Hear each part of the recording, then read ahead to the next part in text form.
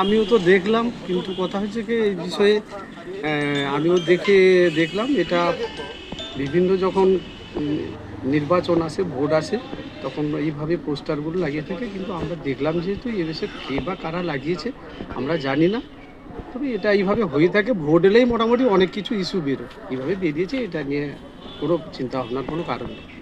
এই পোস্টার আজকে নতুন নয়, ঠিক নির্বাচনের আগে আগে এরকম একটা হীন ষড়যন্ত্র, রাজনৈতিকভাবে হীনমন্যতায় ভোগা রুগীরা এই পোস্টারটা করে। 2023 সালেও করেছিল। যে পোস্টার আছে, পোস্টারে দেখবেন আমার পরিবারের মা মাসির ছবি দেওয়া দলিলের পোস্টার। এটা কি করে অবৈধ হয় আমার জানা নেই।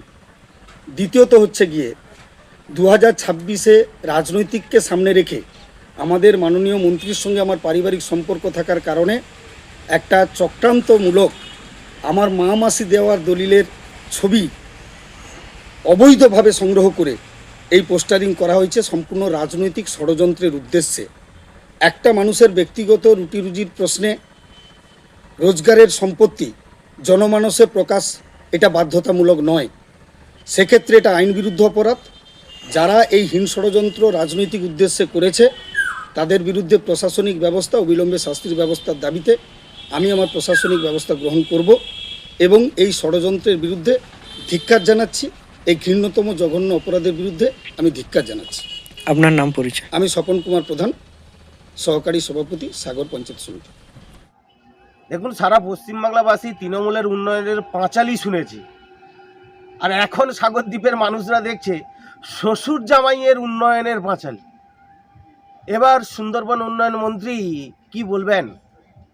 আমরা অনেকবারই বলেছি যে তৃণমূল কংগ্রেস উন্নয়নটা করেছে তার দলীয় নেতা নেত্রীদের বাড়ির উন্নয়ন হয়েছে। এ যা দেখছি, এ তো কোটি কোটি টাকা সম্পত্তির মালিক হয়েছে।